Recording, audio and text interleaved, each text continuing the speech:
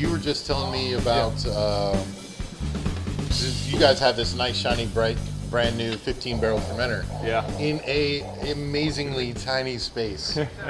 We have 9-foot ceilings. That'd be awesome. Right. So Yeah. I don't see how a 15-barrel fermenter can fit in thank you, sir. We didn't either. In 9-foot ceilings. So we were looking at having some ones custom fabricated, and we're looking at the lead times for this, and we already had a vendor, and we already had things picked out. And instead of getting 15s, we realized we get the cone, the 60-degree cone we wanted at the bottom without having to shorten it to 45 and do a bunch of other things. We could really only get about 12 barrels in usable capacity out of that fermenter if they custom built it and shortened it down. So after a little bit of math and CAD work, we figured that we can take a stock 15-barrel fermenter. If we cut out our ceiling and cut 2 inches off the bottom of the legs in the back, we could actually tip it up into the actually space. cut the legs of the fermenter. Yeah, so we got 2 brand new fermenters showing up. Oh yeah, there we go. Just careful, that might be sharp. That's the bottom. Now they're custom. Yeah, with an angle grinder. So we're out there. These things come off the back of the truck, and we put them out there. We basically just go at them with an angle grinder and cut 2 inches off the bottom of the legs and push them in here. We cut out the whole I know ceiling approximately back there. how much a 15-barrel fermenter costs. Yeah. I'm not really sure if I'd feel comfortable going at it with an angle grinder. No, 25K worth of fermenters show up outside, and I'm just hacking legs off the bottom. So, yeah, but they got to fit, and the option was to wait another 3 months and have somewhere in the 12-barrel range versus getting them here. We got them here almost 3 months cheap, 3 months less lead time because they're stock fermenters. Cut the backs off, cut the ceiling out, and we're gonna and still kind of camera sees that, it's still kind of open up there. We're getting that all redone and re-insulated up there and reframed in. But yeah, that was the way to fit them, and we cleared that with, I mean, it was rubbing the whole way. It just barely fit. There's scratches on the top, believe me, because that's the only way to fit it. I don't even see how you got it in. Well, and it's not so much the height issue; it's the tilting it up issue. You need that extra little bit of space to tilt it up. So that's why we couldn't even put the final framing or the insulation back up until they were tilted into place, because we needed that extra little bit. But yeah, we did the math and it worked. Yeah, the third time we figured out how to fit them in it, we got it right. Nice.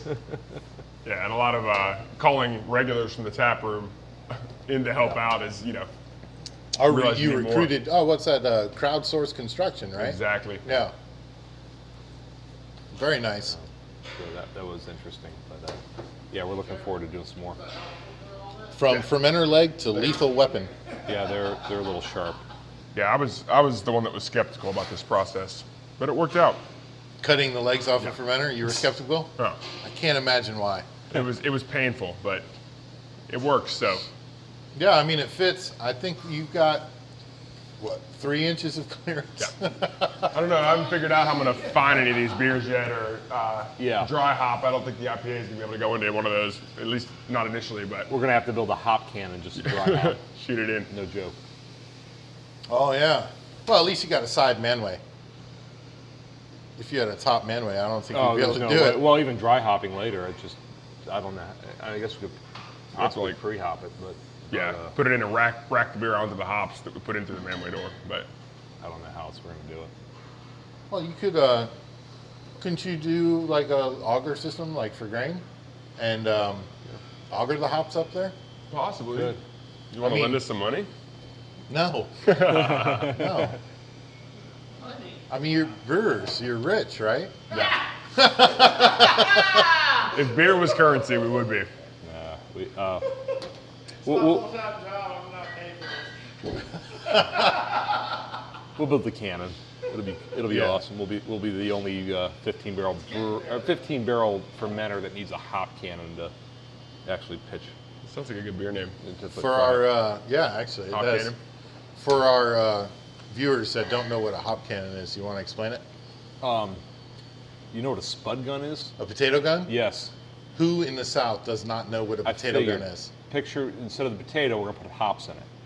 And we're going to basically put a little U shape into the thing, so that way rather than having to get up in the 2 inches of ceiling clearance, excuse me, compressed air, pushes the hops. Yeah, but are you going to Shoots use when right guard aerosol to power it? We'll likely use CO2. Okay. Dry filtered CO2, sanitary kind of stuff. But no, Aquanet or right guard is probably not going to cut it on this one. It shoots a potato pretty far though. That's what Fullstein uses for the carver, right? Sweet potato gun. I can just see them like firing sweet potatoes from across the brewery into the manway, but I don't see that. Well, no, because they mash with it. Nah, They probably get it free.